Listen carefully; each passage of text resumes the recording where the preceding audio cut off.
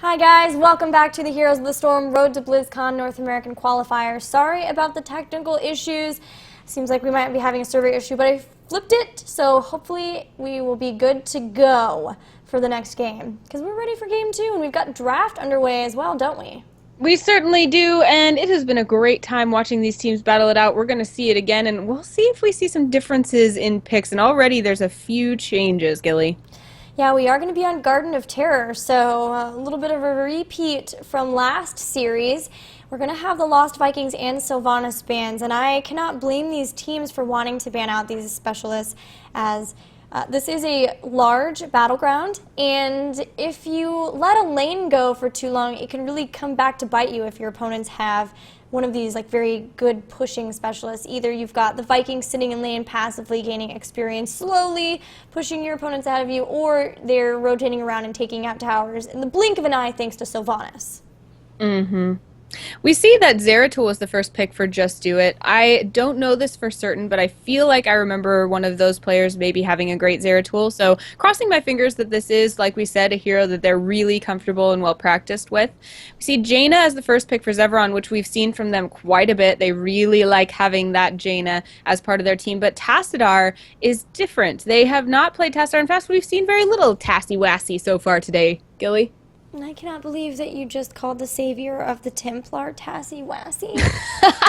And I guess I will let it slide. No, we haven't seen too much of him. If we see that sort of 1.5 support Sapassin, as we like to call him, we generally have been seeing a lot of Tyrande, so this will be the first time that we're really going to see the Tassadar take hold. Now, with the Zeratul pickup, we haven't really seen too much of him either because he's been banned so much. So we can't blame Zeveron for going ahead and banning Abathur. I do believe, isn't LZ Gamer a fan of playing Abathur? I think you're right. I know that he has mentioned, especially as an ex-StarCraft pro, he has great map vision, and that's something that he likes to exploit. So Zeveron, not amiss, not banning amiss there. All right. Well, of course, Abathur, you really like to have him along with those melee assassins, which is why we mentioned it, as he has a lot of abilities that can really supplement them, make them even more terrifying, which is already very scary to have to deal with somebody like a Zeratul who can just blink in, deal a ton of damage, and then once he picks up Wormhole, especially, you just blink right back out without you being able to catch him. So far, we have also seen Uther as a ban from Just Do It. So they're realizing that Zeveron do like to play Uther and are going to respect that, going to take him out, but it doesn't mean that Just Do It won't get to run him themselves, and a lot of people really like to have Uther both with a melee assassin as well as Uther and Muradin together. They're a very great tanky front line for a team. Yeah, and Zeveron looks like they're very comfortable going ahead and grabbing Rhaegar instead. That means that the support pool is going to be a slightly diminished for Just Do It. They're not left with Rhaegar and Uther, who are arguably the most popular supports to add to a composition like they have. Do you think we'll see a Malfurion added to their composition, Gilly? I think it will be Malfurion. They have a lot they could do with it, with roots, and then of course the stuns from Muradin, the Gravity Lap stun from Kael'thas. They have a lot of people who can hold down heroes from Zeveron, and then Zeratul can of course come in and do a lot of damage, as well as Kael'thas too. So Zeveron, though, are going to grab our newest hero, the Butcher, who will be terrifying for some of the members of Just Do It. And I kind of understand this pickup here from Just Do It, making sure that Zeveron don't get both Tyrande and the Butcher. But I don't think that that's where Zeveron would go, as Zeveron already have sort of the 1.5 supports. They're probably looking more at a warrior to finish out their composition. Yeah, I think you're absolutely right. If they hadn't picked Tassadar, I would certainly think that they may be looking for a Tyrande. But they didn't. Instead, they did choose Tassadar. I'm curious why they did that and what applicability they're looking for here. Perhaps shields, perhaps vision. Yeah, I think a little bit of both. During the night phase, the vision on this battleground is reduced. So, of course, the vision from that will be nice, as well as the shields, especially on top of the Butcher, who can get in a little bit over his head. as you can drop a Ruthless Onslaught on somebody, and then he charges straight into them and stuns them and is unstoppable during that, which is great as he can catch up to anybody, but presents a problem if they're, say, like moving in back toward their towers, and then all of a sudden you find yourself way out of position. So some shields are going to help with that, as well as heals from Rhaegar. It looks like we will have Johanna to finish out this composition, but I did want to point out that we do not have a Malfurion for Just Do It. They're going to pick up the little wandering panda. It's Lily. They are Be-Lily Leavers. Get it? Eek. Yeah, I mean, I have not typically been a believer, but I'm gonna give it to them because I believe in their strategic creativity. I am curious why they did that, but the difference between this Lily pick and one that we saw earlier, like you mentioned, Gilly, is that Lily by herself can't choose where she wants to apply her healing. It just, goes where it's most needed. But Tyrande does have some healing and can choose where to put it. So maybe that mitigates that problem a little bit, and then they can really exploit the kind of massive healing that Lily can do, especially with something like Jug of 1,000 Cups. Yeah, I'm actually really interested in this. Of course, Tyrande and Muradin is a time-honored combination that people really love because of their stunning abilities. Tyrande can get Protective Shield. Generally, we see them pick up Overflowing Light at 13, which also means that she can do some more healing too. So you mentioned the idea that a solo Lily wasn't really working out when we've seen her in the past, but maybe this is the ticket. Maybe it's to have a double heal situation for Lily to be able, so it's not so stressful for her, you might say. But Lily also comes with some other abilities too. She's also got Blinding Winds, which will cause blinds, and that's going to be really nice versus the Butcher too, because he really does focus on those auto attacks. So if she can be hitting him with the Blinding Winds, it'll mean that a few of those auto attacks won't count, and that might be the few that will make the difference between keeping somebody alive or dropping in a blaze of glory. We didn't mention that Zeveron did finish out their composition with Johanna as a last pick, which we've seen her be banned quite a bit, even first banned quite a bit, so having her as a last pick is a little bit strange. It just shows us how this composition, these drafts have been, there's been some crazy mind games, but Johanna is going to be a great addition to that. Her survivability is absolutely huge, and looking at this composition, when they don't have the Uther that they normally have, who is a much tankier support, it's going to be good to have someone like Johanna to throw into the front line. Well, guys, according to Faye, Equinox was in the little ding-ding room, whatever that means. Equinox was not happy with that in the chat. But we are, for whatever that means, Equinox is now out and, in fact, at his computer once again. So we are loading into this game on Garden of Terror. For maybe anybody who is new joining us or new to Heroes, you want to go over the Battleground objective for Garden of Terror? Sure, the objective here is to get a Garden Terror growing in your base. It's a tiny little plant, but it grows into a big mean monster that you can put one of your teammates inside, and they'll have special abilities that will help you push lanes or destroy structures or even teamfight if necessary. In order to do that, you've got to gather seeds. There are seed camps all over the map. There are 6 of them, 4 small and 2 large camps. There are 90 seeds at the top and 90 seeds at the bottom of the map, 60 in the large camps and 15 each in the small camps. So we're going to see teams looking to gather those small camps very quickly and then fighting a lot over the big camps. All right, well, we'll see which team will reign supreme in the Garden, as we do have Zeveron spawning in blue with Equinox playing the Butcher, Cothenluck on Tassadar, Fury playing Johanna, Faye once again on Jaina, and in the bottom, Mad Timmy playing Rhaegar.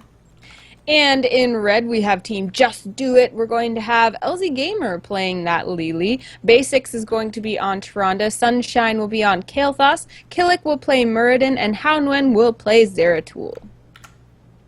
So we've got a little bit of time where we'll have teams stay in lane, trying to soak up experience, and just trying to, stay safe on the side of Just Do It, because that doesn't seem to be what Zeveron's going to be trying to do, as we do see Faye and Equinox moving over for maybe a little bit of a trap here before the first night phase. But looking at some of the talents, hold on just a second. Zeratul walks right into it, and we've got the Ruthless Onslaught, but a Great Bolt is going to ensure, or Blink will ensure, that Zeratul stays safe. How do you say Zeratul's name again?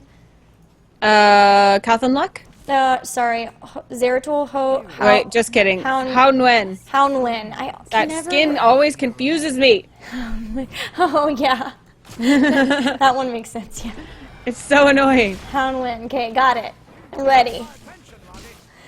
All right, so we've got, looking at some of these talents, we do have victuals for the Butcher. So along with having that very strong heals from Rhaegar as well as shields from Tassadar, we're also going to have some self-healing coming out from Equinox on that Butcher, as victuals allows him to heal for 3% of the maximum health when you collect fresh meat. So a ton of sustainability here already from Zeveron.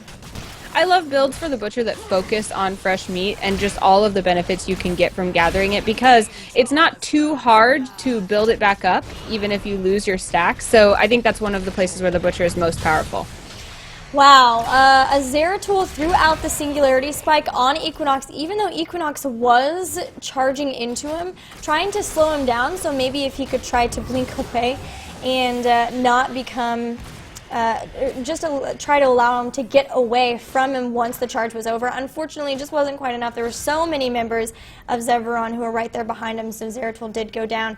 Now we do have Zeveron not only picking up those bruisers, but getting their level 4 talents almost a full level ahead of their opponents.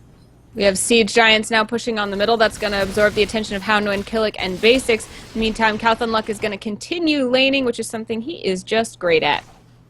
Yeah, and the nice thing about Tassadar is you can get a little bit forward, because if, for instance, Zeratul wanted to come over and give some violence toward his Protoss brother, he can always hit Dimensional Shift, and that makes him invulnerable so that he can get back behind the wall. Unfortunately, his teammate, the Butcher, is going to go down. A great Oracle actually shows exactly where Zeratul is. He's going to self-shield himself instantly. There is the Dimensional Shift I mentioned.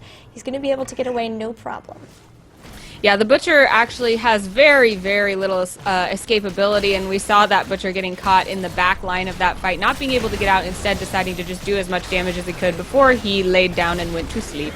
There's the Ruthless Onslaught once again, and with the Butcher's brand, Sharonda goes down instantly. Also another hero with not very much escape. Zeratul will also go down. So now, even though they initially lost the Butchers, Zeveron are turning this around. Once again, Ruthless Onslaught going to go down. Stuns Lily. Additional stun comes in. Can they pick her up, though? They will not be able to. That fast feet trait for her really coming in handy, as she takes damage, she starts getting faster.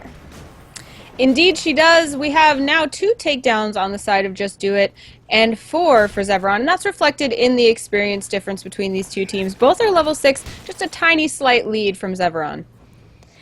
Looking at these level 4 talents that the teams have picked up, we also have Netherwind from Kael'thas. This is my favorite Kael'thas talent. A lot of teams like to take Gathering Power for the extra damage, but this one really makes it easier to throw out that Gravity Lapse and grab somebody, especially keeping him sort of in the back line and being able to hit that without getting too far forward. So we're going to see those being hit a lot, trying to help along with the chain stuns, as remember they also have the Tyrande and Muradin, so they're going to have a lot of stun potential.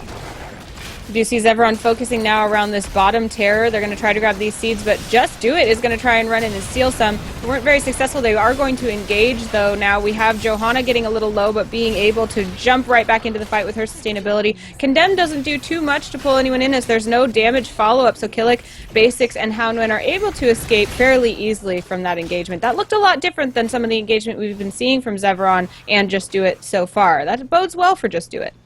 Yeah, and another thing that bodes well is they've had Lily soaking in the top lane this whole time, whereas nobody really is doing that at all for Zeveron. They're really moving around quite a bit with the entire team, even leaving now the middle and bottom lanes momentarily for some soaking, whereas Just Do It has really stayed there. However, I think the idea is that they're going to get a lot of these camps. They do have an early Garden Terror, so they're going to be able to catch back up that way and continue to keep their experience lead by pushing really hard during this phase with the Merc camps and the Garden Terror. We do have Bruisers helping out Zeveron here in the bottom lane. Killick, Basics, and Houndwin trying to defend. Looks like Zeratul wanting to get cloaked up before he goes in. He's going to try to get a flank, it looks like. Not quite finding the right opportunity to do so yet, though. We'll go in now. There's a Condemn that goes down. Houndwin and whoever that was, Killick, also needing to jump out of the way in order to protect themselves from being taken down. The Siege Giants will go down. That's the last remaining line of defects, but just in time. Just Do It has received reinforcements. This is a great split push from Zeveron as they were able to take down that entire wall, and the top wall has gone down as well, or mid, as they also have a Siege Giant still alive. So they're doing a ton of damage to this fort, and now level 10 has also arrived for Zeveron. So a reinforcement of their own. This fort's going to go down, giving them some more experience. Let's see what they picked up for heroic abilities. They've got Lamb to the Slaughter, actually. Yay! We don't often see this with the Butcher. It's usually the Furnace Blast. I'm really excited to get a cast game with this. We also have the Blessed Shield, Ancestral Heal, the Water Elemental, and the Archon coming out for Tassadar. I think Lamb to the Slaughter shows this focus on stuns and control that we've seen from Zeveron. They're more concerned with making sure they can hold somebody in place in order to use their burst damage, and I'm really excited to see how that plays out in the fight. Yeah, I'm really pumped too. I think it's going to take, we see the Furnace Blast a lot more because it's a lot easier to make sure to hit, but there was right there, Zeratul went nowhere except down, as now he's going to be out of this fight for 15 seconds. Zeveron feeling very confident, going to pick up these bruisers on their way to keeping the map very blue and getting set up as the next night phase should be around the corner. Do have level 10 now for Just Do It. They're going to pick up Jug of 1,000 Cups, Starfall, Phoenix, Avatar, and Void Prison. All standard abilities that are going to synergize very well for them if they can find the right time and place to use them before their opponents get to level 13. Yeah, I think it's going to be all about setting up the right Void Prison, and then Starfall and Phoenix on top of each other is amazing.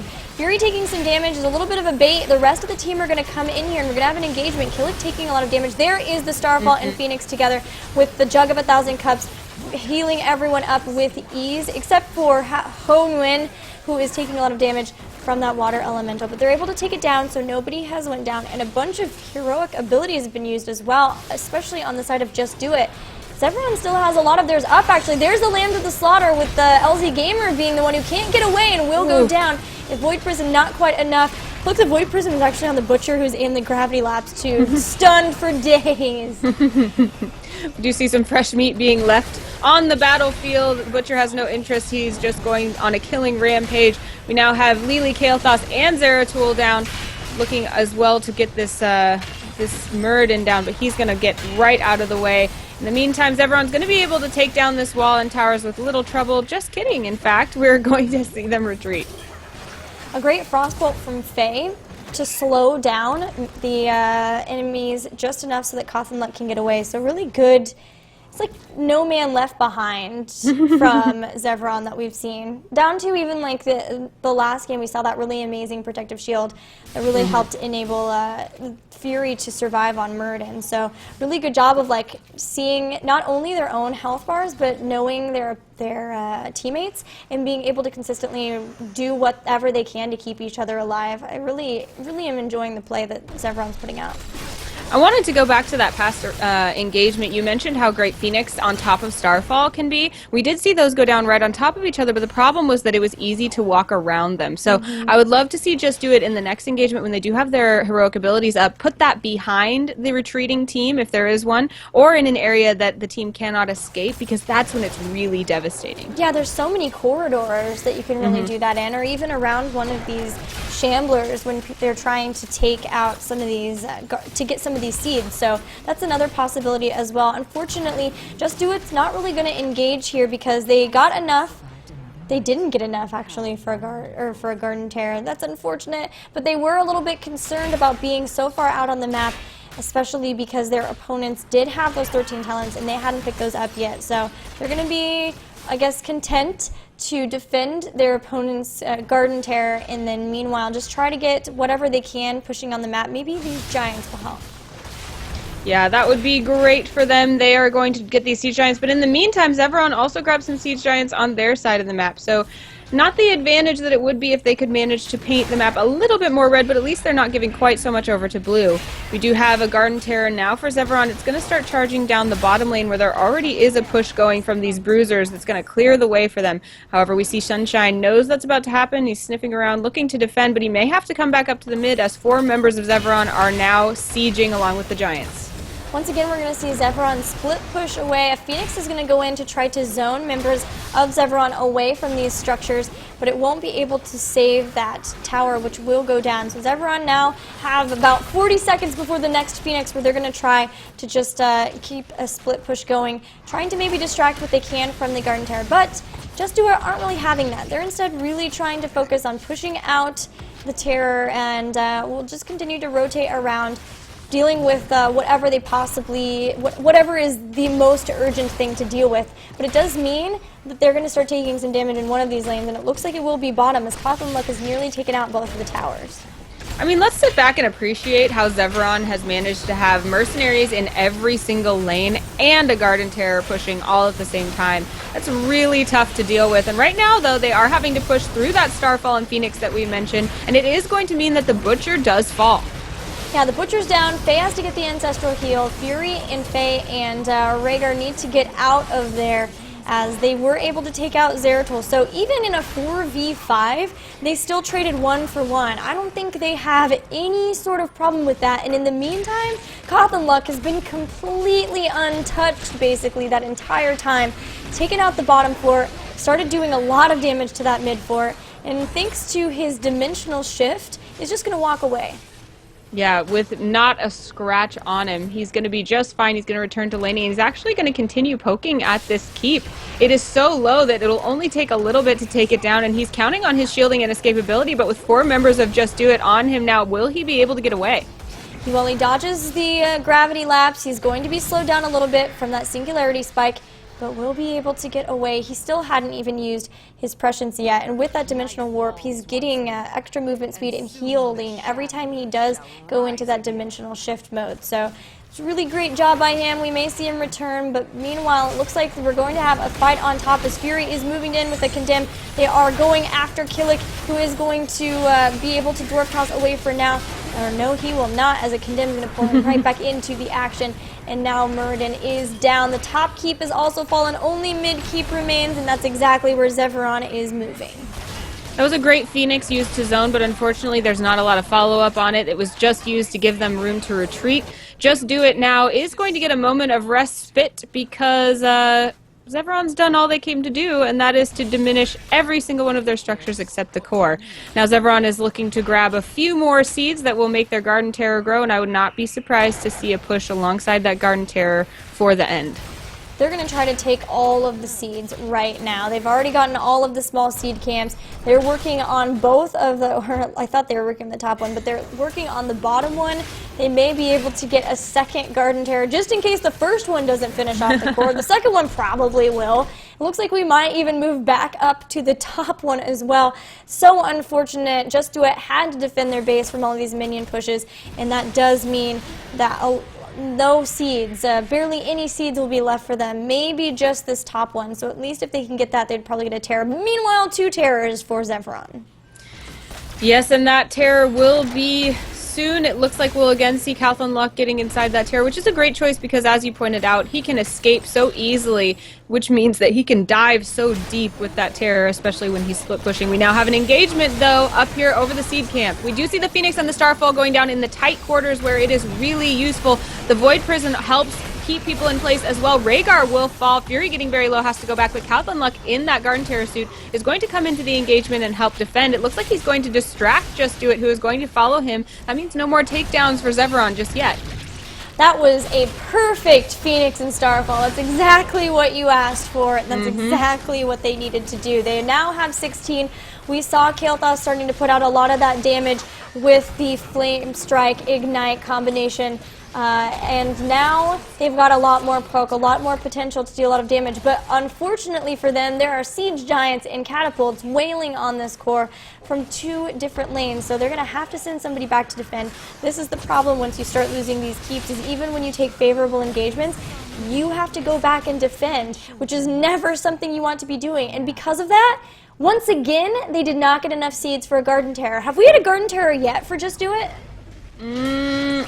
I'm not sure. Maybe 1 if so, but not many, that's for sure.